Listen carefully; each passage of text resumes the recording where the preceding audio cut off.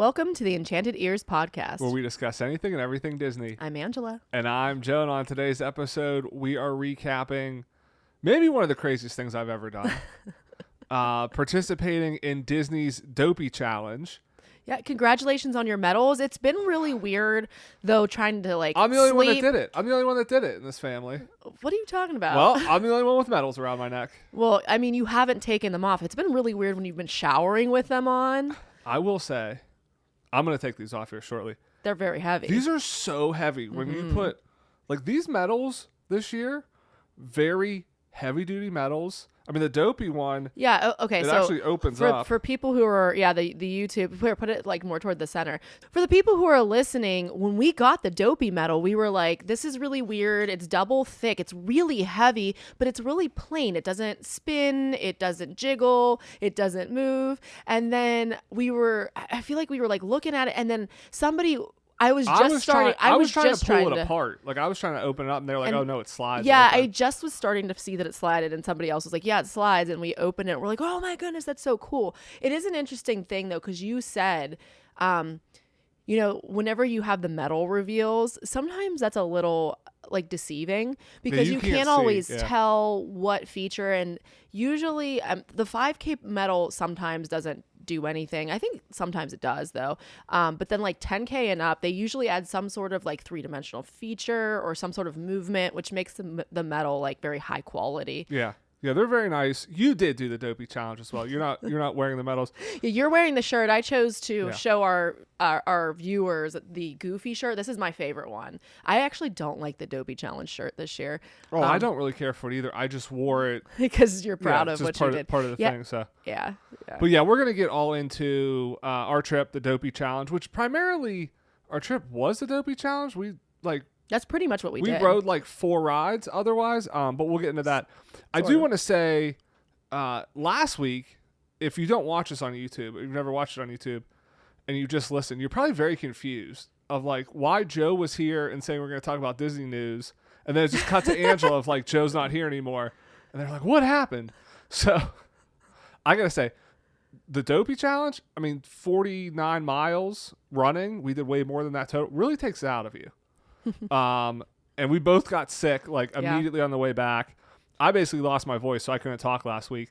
But we pre-record a lot of these episodes, and we record everything but the news because the news is the most frequent. So that's why it sounded so weird. If you watch it on YouTube, it made more sense. That's why it sounded so weird. I just wanted to kind of preface that for everybody last week that were very confused by this. Yeah, it was like you were doing a really good Angela impression, right? Yeah, because I was like, hey, let's get into the news, and Angela's like, Joe's not here. It's just why me. did my voice just fall a whole bunch of octaves? Exactly. No, I you know what? I think that I did a great job with the news all by my lonesome. You did. And I did it all in one take too. So I think that usually these are about 15 takes. Yeah, sometimes I have days where I can't speak. So Joe's usually more eloquent than me. I'm back this week though. Just you barely. Are, I just you barely are. made it. You have a lingering cough here. Yeah, I just barely made it here. So we're recording the whole thing though today. So I'm here for the news. From start to finish. We're doing it all. So everything will be the same about us for once. Exactly. So a couple pieces of news. One thing, so actually when we were down there for the Dopey Challenge, got to go through Dino Land, ran through Dino Land for some of the races, for the marathon. And I think the next day, the day after we left, was the day it all started closing. So kind of got to say goodbye to Dino Land. But they broke ground on Tropical Americas. Yeah, it was interesting how they did that. I actually really liked how they did that, how we were able to run.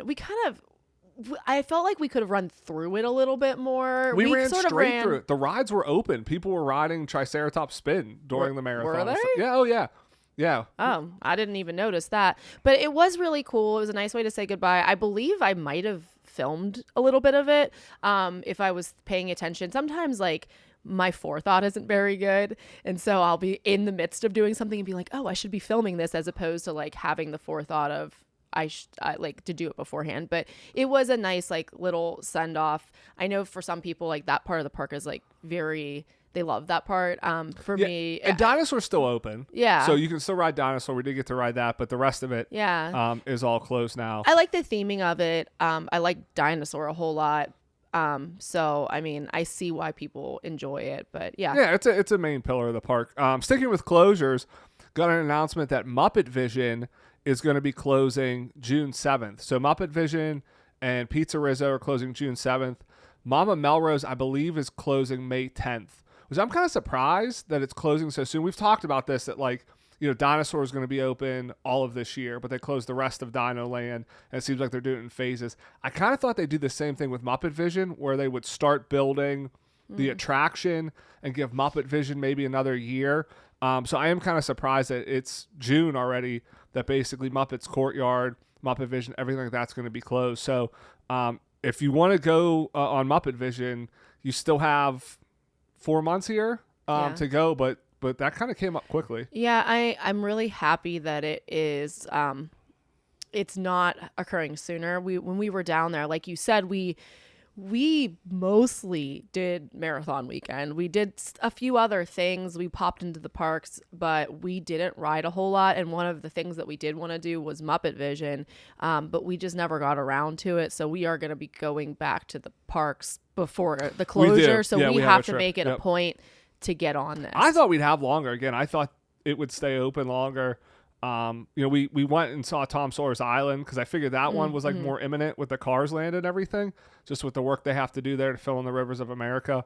Thought we'd have more time with Muppet Vision, but yeah, we do have another trip planned before that. So, and then over at Disneyland, they announced some upgrades to like the hotels there. So they're gonna be making a Coco Suite at the Pixar Hotel, which looks pretty cool, and they're gonna be upgrading Napa Rose. Yes, so they're adding like outdoor seating or something. Yeah, and they kind of like redoing the whole interior, kind of in that whole vibe of like the Grand Californian kind of outdoorsy, woodsy. Concept art looks really cool. So that's going to be closed for a little bit as they redo that. But some nice little upgrades they're doing over there. And I don't even remember what episode this would have been, but we actually got a chance to eat at Napa Rose. That is one of my Princess breakfast. Yeah. That was one of my favorite character meals we have ever done in any of the Disney parks. As far as like the food was really good. We don't always make a point to go see like the princesses, so those are characters we don't always get to see, and they have some like different ones in there because sometimes during the races like you'll get like a Snow White or you'll get a Cinderella, like not Cinderella, I don't know if we've ever had her, but like Belle.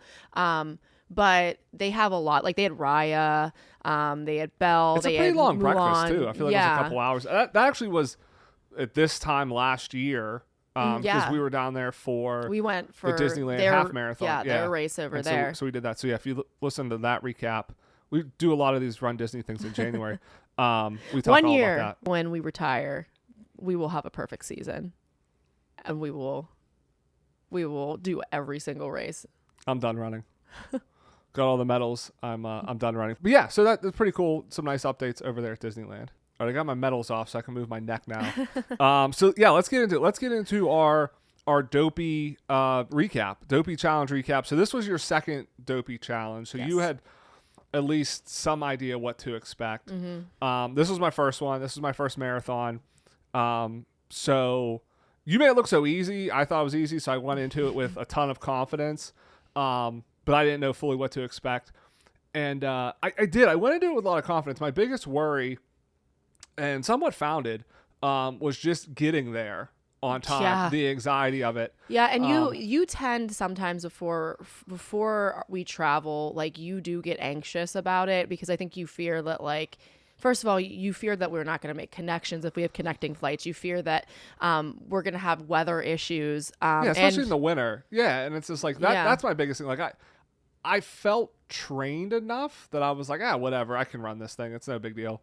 I'll walk it if I have to. But yeah, I was just worried, and somewhat rightly so, because there was a huge winter storm that happened like 2 days before we were supposed to leave. Yeah. Thankfully, that really didn't mess with our flight at all. Like it canceled my school. Like I didn't have school. Actually, I mean, the whole like half the country was like shut down because of that. I literally went back to work for one day before the school was canceled for the remaining 3 days I had before break. So we had quite the storm here. Yeah, and I think that was Winter Storm Blair. It was like 4 winter storms ago, and that was like 2 weeks ago, which is insane because our winter's been nuts. I mean, Florida had snow. It has been crazy. Florida had snow.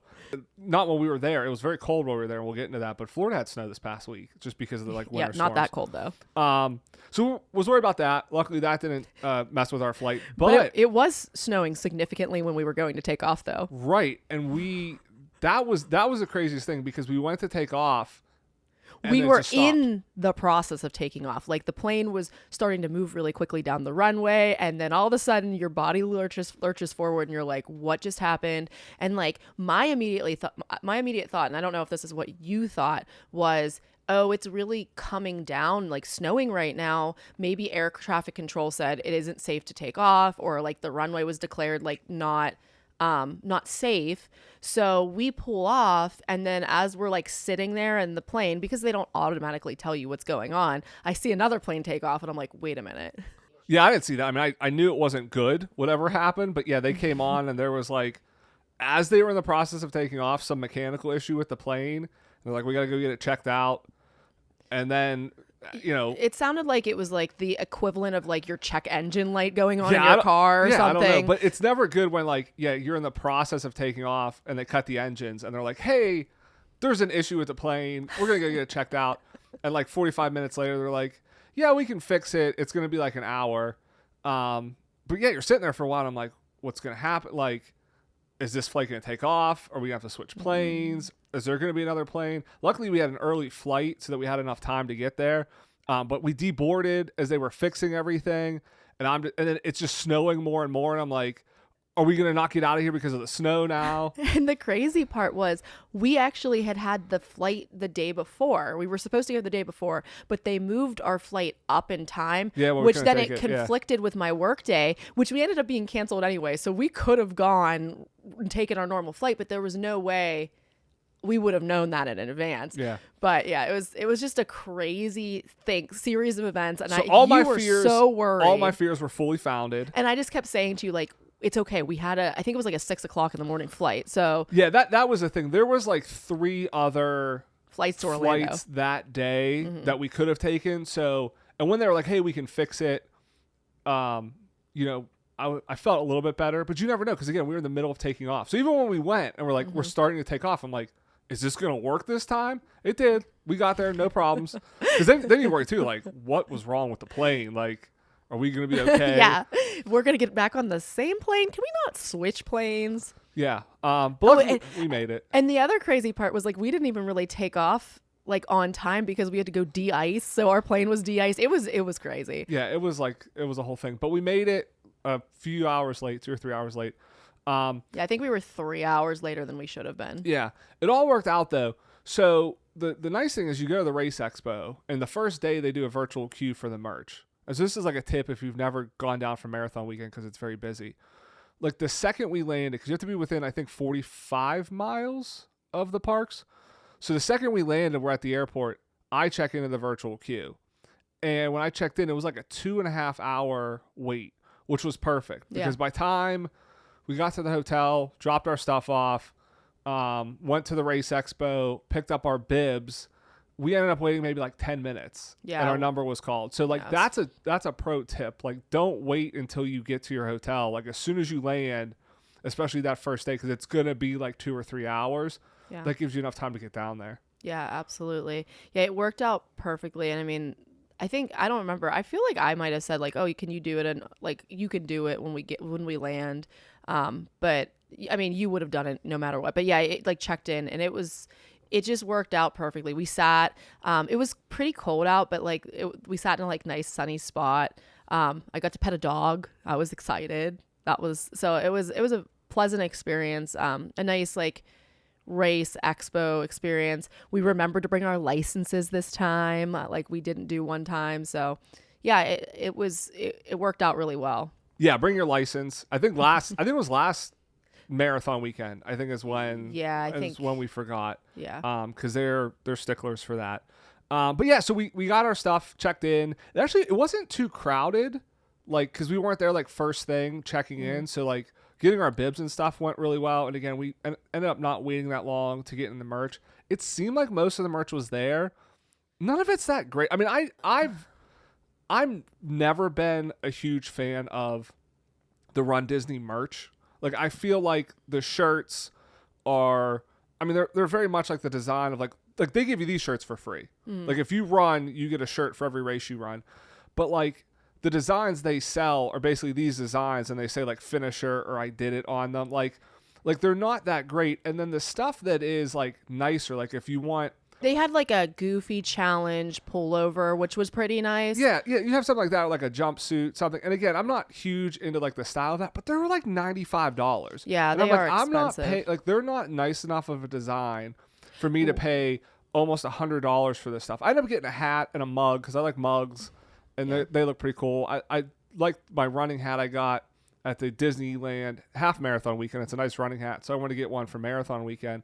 And they're more reasonably priced. You know, they're like, the mugs are $20 like they're in the park. But it's like, the shirts aren't that great, and I'm not paying $95 for a jacket that says a Goofy challenge on it that I'm not going to really wear. Yeah. So, like for me, I didn't love the character designs this time around because they took like that retro look. So like, even if you look again, if you're watching the YouTube video, if you look at Joe's shirt, his Dopey, like the eye design, like there's no like white parts of the eye. It's all like part of the face. And a lot of the characters were designed that way. I didn't think they were particularly cute.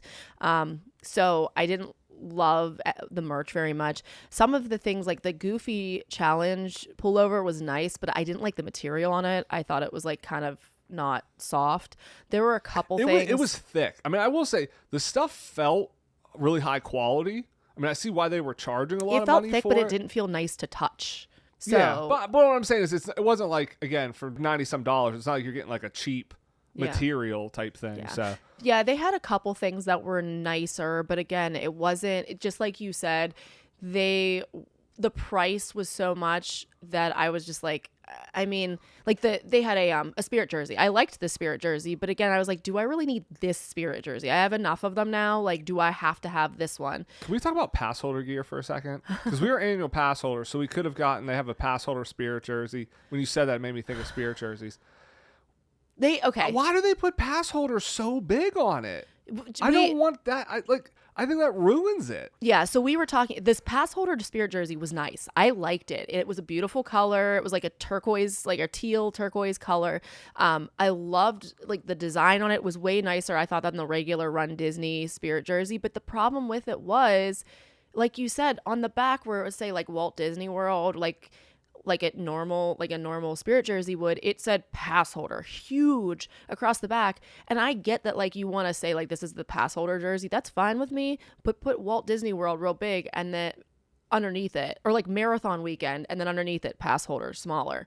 Like, they make it, yeah, like you said, it like they really like put pass holder really big. But I mean, it's a flex, but I don't know, it's just for me that this is a bit of a preview, but we did a VIP tour while we were down there. And there's VIP tour merchandise. And they have a VIP tour Spirit jersey. And it doesn't say VIP huge on it. It says Walt Disney World very big. And then tiny little badge that says VIP tour. Like, that's what I feel like, to your point. Like, that's what I feel like you need. Say Walt Disney World and then say like pass holder underneath it. Like over at Disneyland, the Magic Key one says Magic Key really big. I'm like, I feel like it ruins it. I don't want to wear a Spirit jersey. I'm walking around, they're like, pass holder, what's that? Like, I want to say Disney World or Disneyland. Right. Or marathon weekend, because that's what this was for. Yeah. Well, they had the regular marathon. They had the marathon weekend regular Spirit jerseys, but I'm talking about the specific pass holder one. So we didn't end up getting a ton of merch. Yeah, I got one of those little lug bags that they sell in the parks, but I got the ones that are designed for water bottles because I figured. And it's marathon weekend. And it says so it's branded with marathon weekend. It has Mickey and Minnie on it, which I thought that Mickey and Minnie, out of all of the characters that were designed that way, looked the best besides Goofy. I think he looks pretty cute. But so I liked that, and then I figured that's really practical too. Like, if I'm going out somewhere and I want to carry a water bottle but not a lot else, but I could fit like my wallet. I got a corksicle. No, it's just a generic RunDisney corksicle, but man, I'm living that corksicle life at the parks now. I get walking around with one of those, and your little bag can hold it too. So that was good. One of the issues luckily we didn't have it, but there was like a major issue with the timing chips. So our friends ran the half marathon. It was their first Run Disney race over on the East Coast, and they had issues with their timing chips. They actually had to go back That's to how the we race found out expo. about it. They got an email that was like, your timing chip may not work. Right. And then the crazy part though about it was they were like, if you care about your time. So I think they were saying that they weren't going to go back. But the problem with that was they are doing a coast to coast race so that they can get the coast to coast medal. And because their timing chip wasn't going to work, they wouldn't have its official time for the half marathon on the East Coast. So then they wouldn't have gotten the coast to coast medal, which is bananas to me. So they had to go back. See, I kind of get, hey, you're supposed to do the race to get the medal. But the amount of money you pay to do Run Disney races, if you pay the money, the least they should be able to do is give you the medal. Yeah. Like, and especially if they're having a timing chip issue. Yeah. If I get like, hey, if they're not having any issues and for some reason you don't show up and you technically didn't do it, but if they're having an issue where they're like, hey, a large swath of these timing chips aren't activated, and just say, hey, anybody who signed up for the half marathon that's doing coast to coast, you're just automatically like, we're going to assume you ran it because you paid the money and it was a major inconvenience. We're going to assume you did it because they got this email. They had to go back. That's a massive inconvenience. That's not that close to everything else. And then you're taking time out of your day at the parks to go do that. Well, but then apparently there were more people after the half marathon that they found out, oh, there's actually more chips that aren't working, because they basically told people, if you're running the marathon, just also wear your 5K, or like if you're doing the Dopey, like wear your 5K or 10K bib as well for the marathon, so that way you'll get a time that way. Like there was still people after the half marathon, they figured out more people were screwed up and were just like, oh, just wear your other bib for the marathon to get a time for that. So like, it's so crazy. Like they should just say, hey, everybody kind of qualifies for it. Yeah, I think that it was one of those things that took them off guard, and I'm sure that now the people that were running it probably look back and say we could have probably handled that better, but I'm assuming that that's an issue that they'd never run into before. Yeah, and it sounded like it was almost like a system thing, because it was like a very specific time. Like if you picked up your bib between like these hours, you were affected. Yeah, I think it was some of the later pickups. Yeah, it's like something didn't activate on it that way. So again, luckily it wasn't us. All of our times worked. You mentioned the character design, and like that was the interesting thing. Like you mentioned the vintage, and that was like the theme of the races. And what I thought was interesting how they did it, because we've talked about this in the past, like the springtime surprise. Like it really feels like it's very light on theming. Yes. Like they pick a theme, but they don't really theme it that way. This was vintage, and every race was a different set of decades. So the 5K started with like the 40s and 50s, and then it progressed on until you got to the marathon where it was like more modern Disney. And so it was interesting because you had characters you don't see very often at a lot of these races, because they were going very, very far back in terms of Disney history. So that was the interesting part. So as far as the theming is concerned, for the merch, I hated the theming. I thought it was really poor. I didn't like the character design, like I already said that. But for the actual races themselves, I really enjoyed it. I thought it was interesting how they moved through the decades. I was really glad we ran the marathon, because that was when like my favorite era of Disney was. It ended up being like the 90s. And I feel like there was a little bit other things. I mean, it was kind of like 90s there were other all the way things up mixed through in. Today. Yeah. Yeah, there were other times mixed in, but there were more like modern Disney characters. But what like cracked me up about this is I'm trying to think of what her name was. We learned her name, but they have so many characters that are from like these older movies and things. Like they have a chicken, and I can't remember what her name is, but we got our picture taken with her. It was like Clara. It was Claire. yeah, I think it was. Yeah, it was like Claire. I think it was Claire. It's like it's Clara because it's Clara Bell. Yeah, is the cow, and so, I think the chicken's Claire. Yeah, and she was she was in. She's like a short or something. Like yeah, that, and I feel like somebody said it. She was also in like Who Framed Roger Rabbit and like the background. But anyway, she was in not very much, and then they had like the Ugly Duckling is another character that was out, and you get pictures with. It kills me they have those characters, but they don't have like a Scar character. Get over it. Or they the hyenas they used to have. So hyenas, I could see they did have a Scar character before. Disney Dan did like a whole YouTube video on like the history of the Scar meet and greet. They did have some Lion King characters when we got to the marathon. And they're the same ones that they usually have. So it was Timon and it was Rafiki. But the thing that I liked about the Rafiki one is he wasn't even like a photo pass. He was just on the side waving, like he was part of the crowd. Yeah, it was just a selfie for him. He was at the marathon. But some of the other ones, like going back like earlier decades, like you mentioned, the Ugly Duckling, they had Robin Hood and Prince John. This was the other cool thing too. Like it seemed like they had 2 or 3 characters from the same property. So like if you knew, hey, like we saw Prince John, we're like, okay, Robin Hood's going to be here. And then also the sheriff was there as well. Like those 3 were all there. They had a lot of, for the marathon, a lot of face characters. They had Mulan. They had Aladdin and Jasmine. They had Mulan and Shang together. Yeah, they had Belle with Beast. Obviously, Beast wasn't a face character, but a lot of pairs. Flynn and Rapunzel. Like the amount of characters they had at all of these races was phenomenal. I think in the 5K there were 6 character stops, so more than 1 per mile. Every other race within the first mile had 2 to 3 character stops, which I think they do strategically. It helps to kind of like thin the crowd out. The people who want to go quicker can like get ahead. Yeah, because if you skip the first couple, the lines aren't too bad later. But like they had more than, especially in the shorter races, more than 1 character stop per mile. Now for the marathon, I don't think they had more than 1 per mile, but they probably had. There were a couple miles where there were a couple in a mile. But they probably had 15 or so characters. I mean.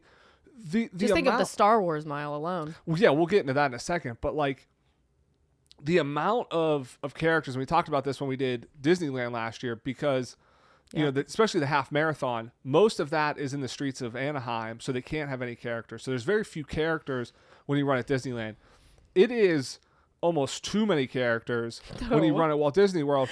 But you can never have too many characters. It makes it go by so quick. Like I have never running a marathon.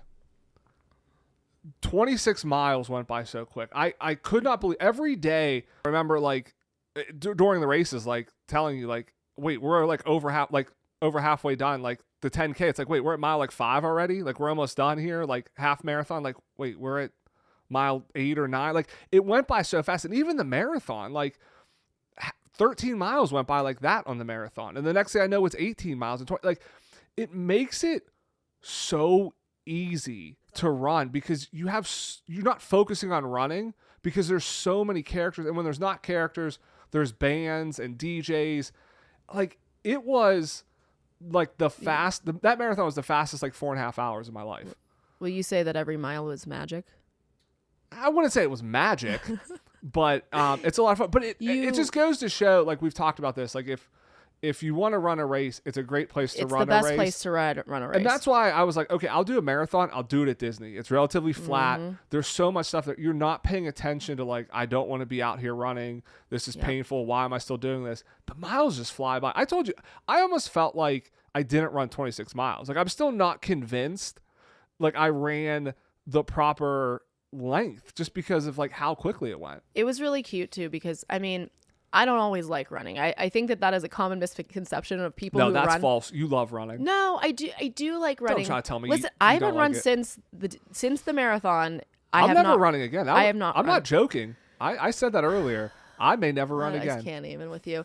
But like I took a solid like week and a half off of running. I decided to do like different kinds of exercises. Tomorrow I'm gonna get back into training because my plan is to run a couple 100Ks this summer. Yeah. Let's hold on.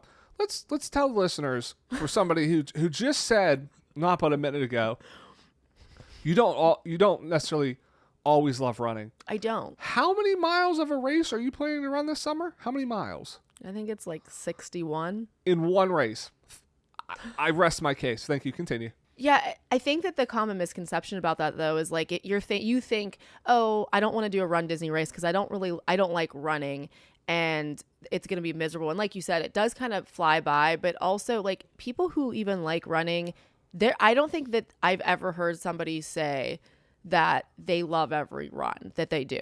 So you might have some runs that you really enjoy, but sometimes even like you end up enjoying a run that you struggle to put your shoes on for. So like my biggest tip, I mean, is just put your shoes on, get dressed, get out the door, and get started. And then usually like the other mental trick is just to be like, all right, I got to get like 1 mile in. Like I got to give it 5 minutes. And then by the time you've done 5 minutes or whatever, and I'm not running a 5-minute mile, just to clarify, I'm not that fast, but just the act of running. Yeah, the act of you starting it and putting forth the effort to start. And you like, you can even tell yourself like, look, if I do this for 5 minutes or 10 minutes and I don't want to do it anymore, then I can stop. But that's what they say. If you build a habit, you just do 10 minutes a day, and then eventually get to the point of like, well, if I'm going through all this work to do 10 minutes, I might as well. Well, yeah, you get dressed, you put your shoes on, you get out there, you start to get sweaty, and you're like, all right, well, I'm not going to give up now. Like, I'm just going to see it through because I know I'll feel better if I finish this workout versus quitting now. So just like a little tip, if you hear us talking about this and you're like, that actually sounds like an achievable dream to have. I am proof it's achievable. I mean, like legitimately, like again, you're going out there planning to do a 60-mile race. I mean, and I do like running. I don't always love it, but I like running. Yeah, you're very much a runner. You do these ultra races. I'm not a runner at all. Yeah. I trained for it. I was able to do it. Like, I feel like anybody can do it if you got to put the training in, put your mind to it. I thought it was a blast. Like, I had not done the Dopey challenge before. The most I'd ever done was other challenges where it's 2 races. It's like a 10K and a half marathon, 10K, 10 miler. Yeah, we've done the challenges. Yeah. Or we just done like one race on a weekend. And I feel like when you do that, again, there's characters, but like you skip some characters and you kind of feel like, oh, I wish I would have waited and saw that one, that sort of thing.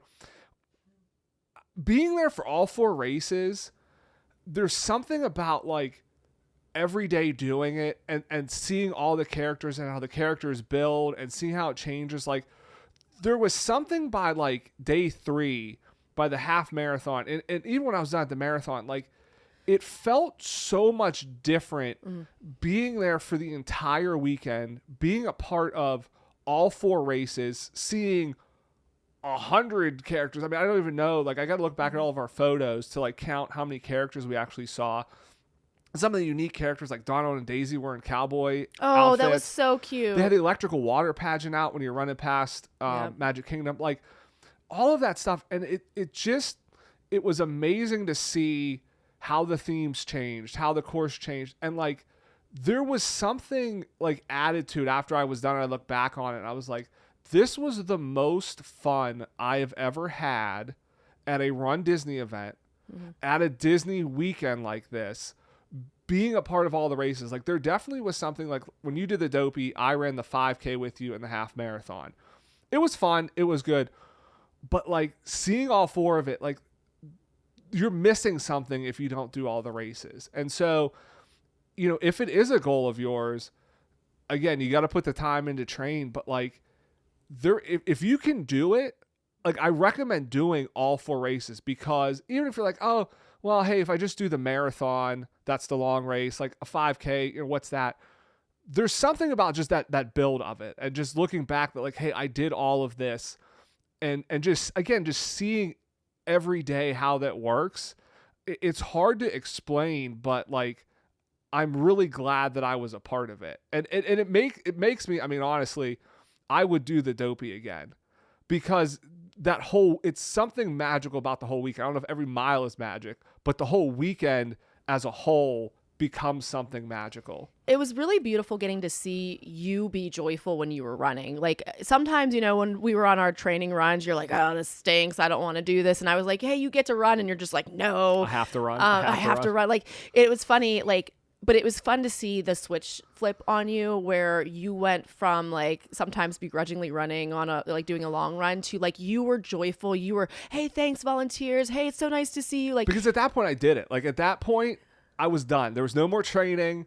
Like I couldn't train more. I was as prepared as I was going to be. And all that was left was just to run it and enjoy it. But it is an interesting thing. Like the gratitude, like I feel like, both of us as people, gratitude is something that I work on, because I don't always, I think, live in the moment enough to like feel the intense gratitude that I think that some people sometimes do. It's something that I definitely am always kind of cognizant of and working on.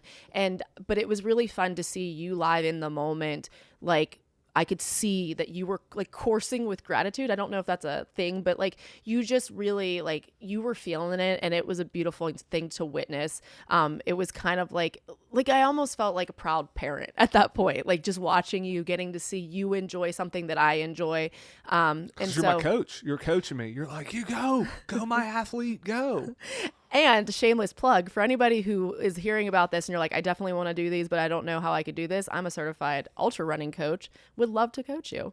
It is just it is a beautiful experience. It almost feels like, I was thinking about this when you were saying like you loved doing all of the races. It kind of feels like when you're doing the Dopey challenge, like you are not like, you might read like a section of the book when you are reading like when you're running one of the races. So like you maybe read chapters 1 through 5 if you do you don't a get 5K. the ending, though. Well, that's a good way to put it. Yeah, you don't get the full story. Right. Yeah. So like and the way they did it this time was so beautiful, because when I ran the Dopey challenge last time, they had repeat characters. Like I'm pretty sure when I ran, Mushu was in one race and he was in another race. Like they repeated a few of the characters. I don't think we had a single repeat besides like Mickey and Minnie and Donald and Daisy. They're always in different outfits. But they were in different outfits every time. So it wasn't like you were seeing the exact same characters. I think they absolutely crushed it this year. Mm-hmm. You mentioned the Star Wars section. That seemed to be a lot of people's highlights.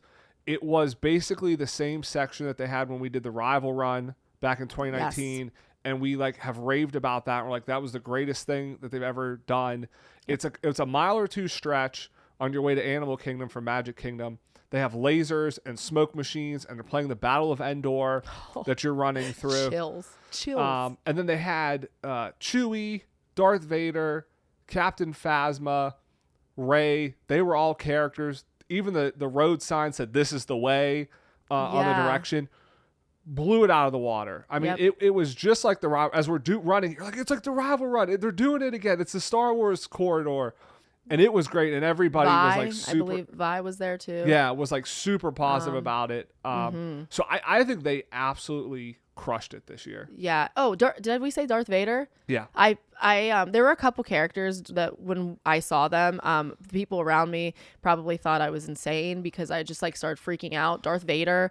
Oh, and it worked out too because for the marathon we ran as the Mandalorian and Bo-Katan. So like that's the thing. Typically, all of our outfits, we are always the theme that those characters are there at a different race. Yep. Like we were the Rescue Rangers for the 10K, but Chip and Dale, I think, were dressed as Rescue Rangers for the half marathon. It was the full marathon because it's the 90s. Okay, so they were there for the full marathon. So like we never seemed to like sync up with them, but we had Star Wars in the Star Wars section, so that worked out perfectly. But it was a good thing we were Chip and Dale Rescue Rangers for the 10K because we got spotted by the RunDisney photographer. They took a picture of us and we are up on the RunDisney we made the Instagram. Yeah, we made the Instagram this time, so go check that out. Yeah, some of the listeners caught that. They're like, hey, were you at like RunDisney this weekend? Like, yeah, that was us. So the only thing that Disney didn't do great, I think they did a great job. You weren't so big a fan of this. They didn't turn the heat on. It was very cold in Florida, which I love because I get very hot when I run. Mm-hmm. So I like running when it's cooler. You're always cold, so you hate running when it's colder. Yep. But like the first day, the 5K, I think there was like wind chill warnings into the 20s. So that was a little bit cold. Luckily, I had a wig on for that one. Yeah. So that kept me warm. But like every day, the high maybe like 40. So definitely was chilly. But I enjoyed that on the marathon. Yeah, and I definitely learned a pretty valuable lesson, and I thought I knew this before from doing it in over in Disneyland. We'd use the drop bag over in Disneyland. We enjoyed it because we were able to change out of our wet, like at least I was able to like change out of my wet clothes. You don't get as cold after. Like you stay warm for a while. Yeah, no, I'm fine. As soon as I finish any race, I got about 10 minutes or usually give or take while my body stays pretty warm, but then after that it starts to like dip pretty quickly because I'm wet and then my body just cools off. By the time during the 5K, I was like, oh, that's a short race. I don't need to worry about it. Well, the problem was we got in, we got out. We didn't take like a really long time to do it. We got our photos taken. We were going to go get pictures taken with Dopey, but I got really cold and I'm like, no, we got to go. Like, so I started to get like really chilly. And then because I was really chilly, I started to get really cranky. Like poor Joe. The problem too with the 5K was, well, yeah, I was getting the buses don't start running. Like we finished before the buses started going, so we had to wait outside for a bus. I think we probably waited as long for the buses to start as it took us to run the race. We probably waited like 15 minutes for the buses. But it was really, very cold. That was the coldest day. And I mean, like, it was nice because you you made like basically a tent out of the we had all the mylar and like kept me, like, I was huddled inside like shaking. Because the bus that they did have there was full of people, so they couldn't load us onto a bus. There wasn't even a bus for it. So yeah, it was very cold. The other thing, kind of dodged a bullet because they were predicting rain for the half marathon, and was kind of worried about that.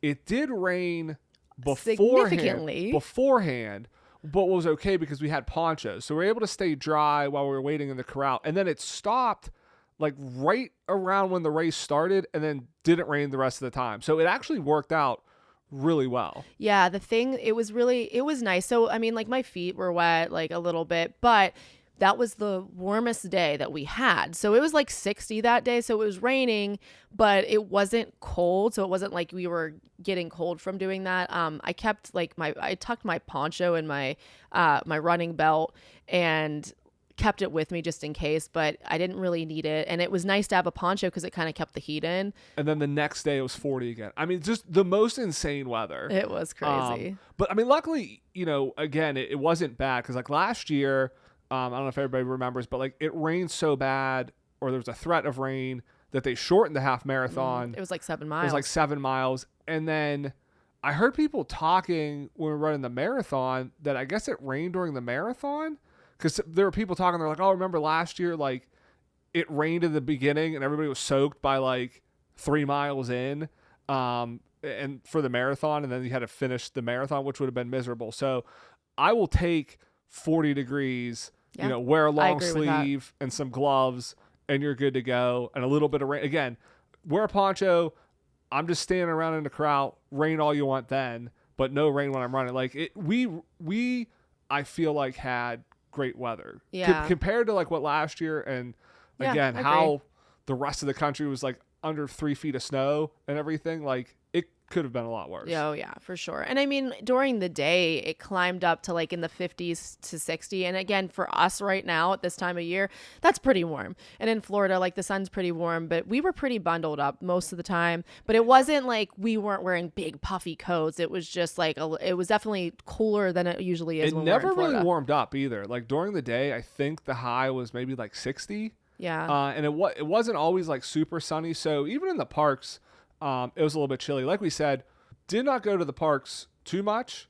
I think, again, besides the VIP tour, which we'll talk about in a few weeks, every other day we went, I think we rode maybe 2 attractions in each park. And that was a lot because we had like dinner reservations at places, because we tried a lot of new dinner places.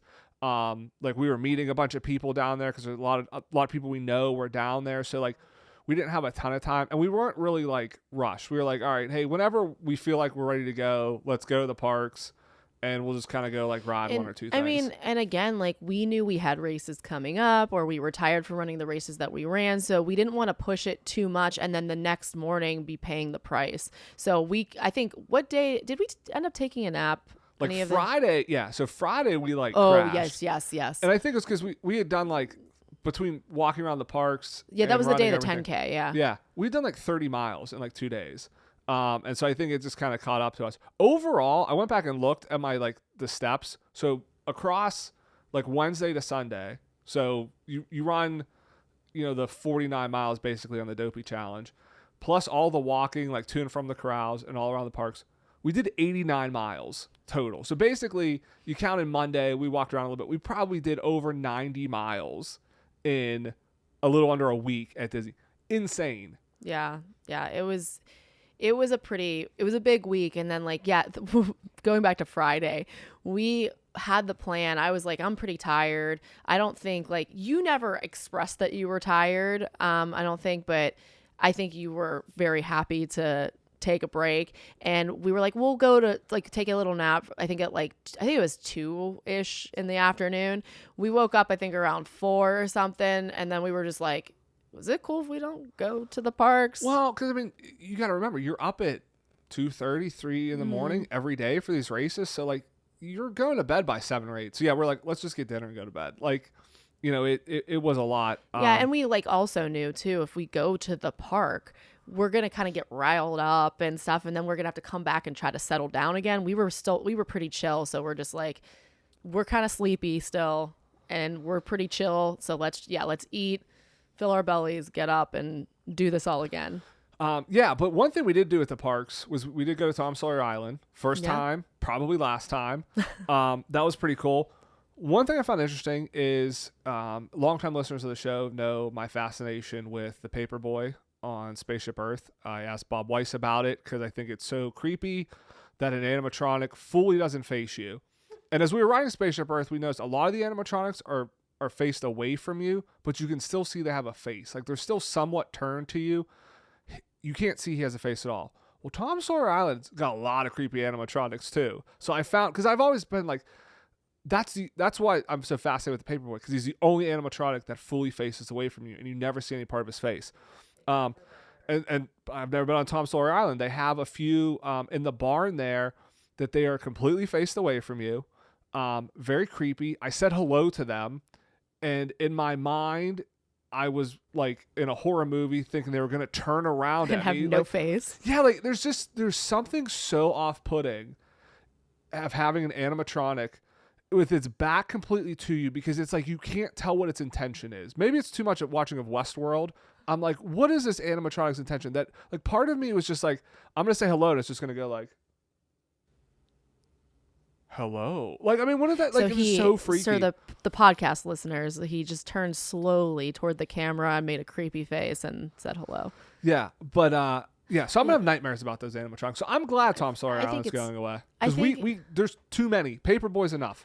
Tom Sawyer Island's an interesting thing. I could see this as like a parent of young children really enjoying this, because I do think that it's a good place to sort of let your kids go and run around. There's like a little playground up there. There's nobody out there. There's a little place. I mean, it's closing, and there still weren't a lot of people out there. There's a whole place, because there's a restaurant on there that never opens, and there's a ton of seating.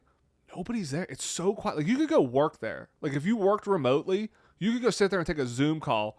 Nobody would ever know you're at Disney World. And there are some really nice views of like Big Thunder Mountain and other Haunted things Mansion. from there. So I mean, it's definitely worth checking out. But I will say, I don't think it's necessarily worth trying to see everything in the island. Like I was trying to go through like all the caves, all the things. It was definitely designed for young children. Like there wasn't really anything interesting going on in those caves.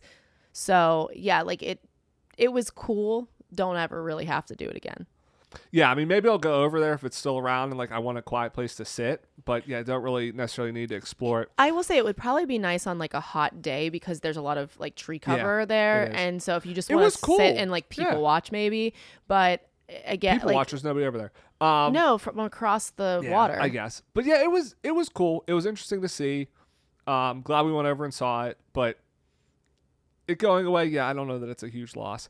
One other small rant about the parks, because I noticed this, and I want our listeners, I'd love to hear their feedback.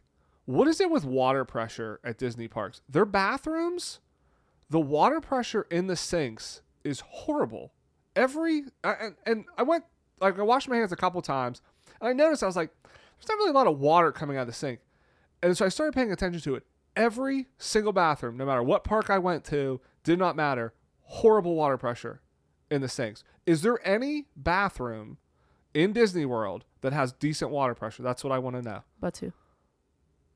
Their water pressure in the sinks is good? I did. Okay, so I've never noticed that there is poor water pressure. Next time you go, when you wash your hands, And once you see it, you can't unsee it. Okay, but here's the thing, though. What do you care about how fast the water's... You're not trying to clean your hair out. You're just washing your hands. What do you need water pressure for? You want a little bit of pressure to, like, get the soap off, get the germs off. Like it's called gravity, it's bro. It's like a trickle. I mean, it comes out literally. It was like a trickle coming out of the sink. Okay, we need to know if the men's room has something going on, because I don't think over in the women's room. You guys can maybe chime in. I didn't mention this to you when we were... I should have said something. I literally read your notes, and I was like, what are you talking about? Water pressure and pressure in bathroom sinks. We got to test this out. But I do feel like maybe it's just because I like the bathrooms in Batu, but I do feel like there might be more pressure in the water. You're right. Coming out of the sinks. I did not wash my hands. I didn't go to the bathroom when we were in. You didn't wash your Galaxy's hands. Edge. No, I didn't go to the bathroom in Galaxy's Edge. I will have to check that one out. But everywhere else I went, every time I washed my hands, I'm like,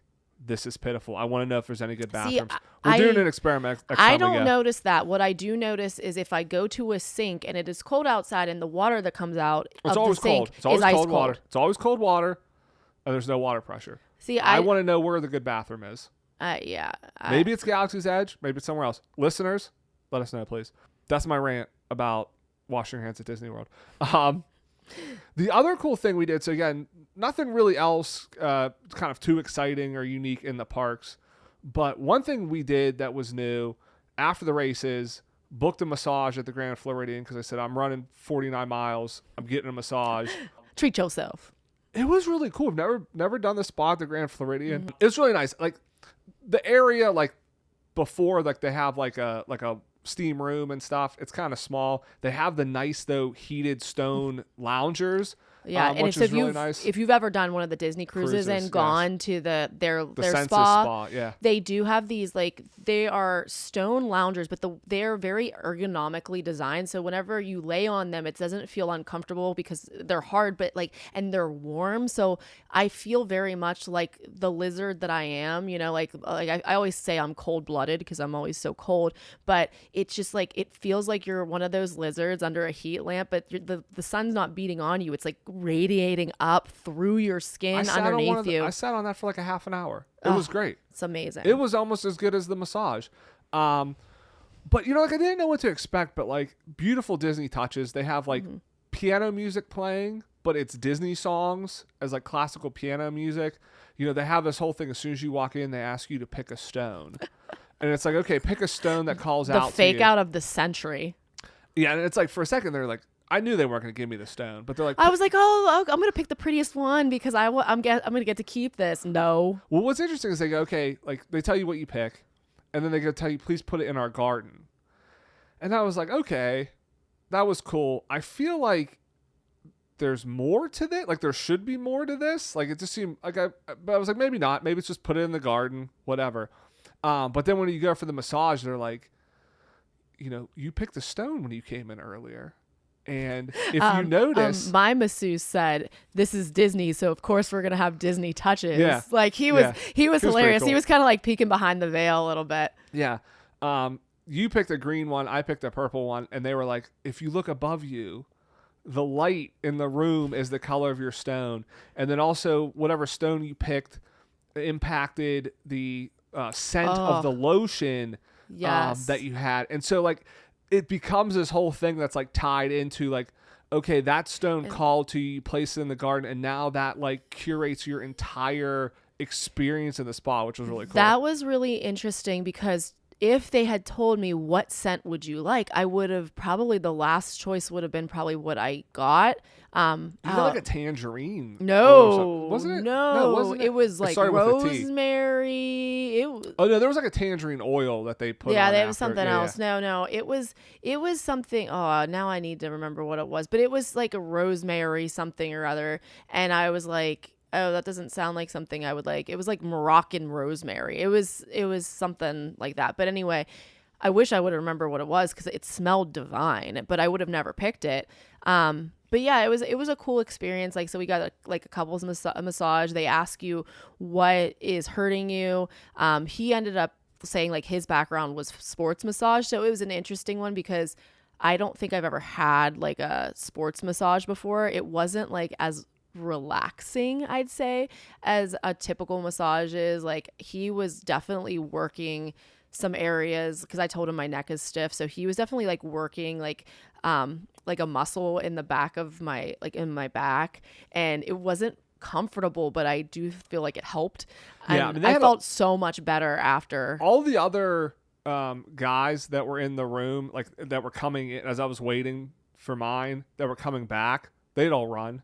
Because like everybody that came in, they were saying like, oh, like congratulations again, like great job running, come back again. So like I feel like everybody that had that day were like runners. Well, you tried to book the half marathon day because you thought that like it something rightfully before so, the marathon, yeah, that it might be nice, and we couldn't get in because it was so booked up. Yeah, so we ended up doing after, and it worked out really well. It worked out great. So, and again, that's another reason why I didn't spend a lot of time in the parks, because we were there for a few hours. But yeah, it was good. It was nice, especially after running that long, just to kind of relax, sit on those heated loungers for a little bit, get a massage. It was nice. It was a very nice spa. I enjoyed it. I would definitely recommend doing it if you are going down and you know you're going to do like a ton of walking. And if you're looking for an off day and you're a person who really is like, I really want to go to the spa and I like enjoy going to spas, because it was a really interesting experience. Like this year we sort of, since we are annual pass holders, we said like we're gonna try to do things that we have never done before in Walt Disney World, and like I feel like we did a pretty good job on this trip despite not doing a lot. Like what we did do was, a lot of it was very different. New stuff. Yeah, with stuff we're not typically doing. I mean, we also ate it. We're gonna do a whole episode about like where we ate, but we ended up eating at Chef Art Smith's, which Homecoming. Yeah. Oh. Yeah. Next week, we're gonna go through all the places we ate at, because we ate at a lot of new restaurants and stuff. So yeah, so we did. You're right. We didn't necessarily do a lot, but everything we did, like Tom Sawyer Island, the spa, VIP tour. We checked out the new Island Tower at the Poly. You ran the Dopey challenge. I ran the Dopey. Yeah. So it was a lot of like firsts at this trip. So overall, like again, if we could have fit it, our friends did Sangria University too, but we just couldn't. We couldn't make it happen. Yeah, that'll be another trip, because that is definitely something we want to do. But overall, a lot of fun. Glad I didn't get sick beforehand or during. Glad I was able to run. You know what though? You know what was great about it is I was convinced I was going to get sick before, because after typically when you come back from Christmas break as a teacher, a lot of people are around their families. All the kids are sick. So I was really concerned about going into the races being sick, but then we were canceled, so I was only working for a day. And then during the races, I'm like, oh man, I just hope we don't get sick, because it would be miserable to run when you were. But when we got sick after, it was the funniest thing, because I felt so much gratitude, and I just kept saying, I made it. Literally the day we came back, woke up and was like, yeah, not feeling great. Yeah, but we kept kind of saying back and forth like, hey, look, usually you always say it's never a good time to get sick, but honestly this time I don't like being sick, but this is a good time to be sick. Bad. Again, so gives me an excuse not to run for a couple of weeks. So but yeah, it was a lot of fun. Would definitely do the Dopey again, not next year, but would definitely do it again. So Joe wants to do it next year. No, would recommend it to everybody. Just, it was a super fun weekend. So anybody that's interested, thinking about doing it, like, plan to do it. Just got to put the work in. You know, they do this every year. Plan to do it a couple years from now. But like, if you're gonna run the marathon and you think you can do it, just do the whole weekend. It's so much fun to be there for the whole weekend. If you're a person who is a person that likes to run, like you do half marathons, you can definitely do it. If you're a person that's like, I don't run, I mean, just start now. Start little, and you don't have to worry about like, oh, I can only run like a mile. Well, okay, run a mile, and then like you just build up from there, just gradually, and you can set a longer term goal and say in 5 years I want to do the Dopey challenge. So you don't have to like say just because you can't do it right this second that you'll never be able to accomplish it. So just kind of keep that in mind if you're a person that's like, this sounds like something I would like to do. Like, you can do it. Yeah, that's a good point. This isn't a goal you have to tackle in a year. Like, build up to it.